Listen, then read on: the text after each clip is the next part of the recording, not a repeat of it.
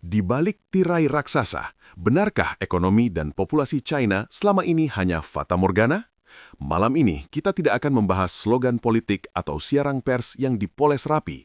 Kita akan mengungkap apa yang terjadi ketika angka statistik tidak lagi mampu menutupi kenyataan pahit. China, sang raksasa manufaktur dunia, kini tengah dituding menyembunyikan kebenaran besar di balik kabut tebal data resmi. Pertumbuhan yang fiktif. Pemimpin China, Xi Jinping, baru saja menyatakan keyakinannya bahwa ekonomi China akan tumbuh 5% pada tahun 2025. Namun, para analis internasional justru mencium aroma kegagalan. Laporan dari Rhodium Group mengungkapkan angka yang mengejutkan. Pertumbuhan real China kemungkinan hanya berkisar antara 2,5 hingga 3%, hanya separuh dari klaim Beijing. Konsumsi domestik hancur, dan ekonomi kini hanya bergantung pada ekspor yang mulai goyah. Teknologi, dominasi yang ternyata hampa. Selama ini kita melihat China sebagai pemimpin teknologi.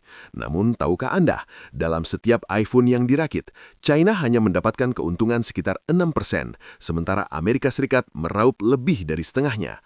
Bahkan di sektor kendaraan listrik yang sedang booming, perang harga telah membuat banyak produsen lokal berdarah-darah secara finansial.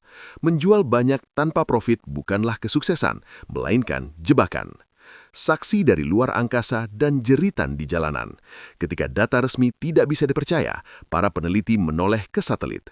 Analisis cahaya malam menunjukkan bahwa aktivitas ekonomi China jauh lebih redup dari yang dilaporkan, mengindikasikan bahwa skala ekonomi sebenarnya mungkin hanya setengah dari Amerika Serikat.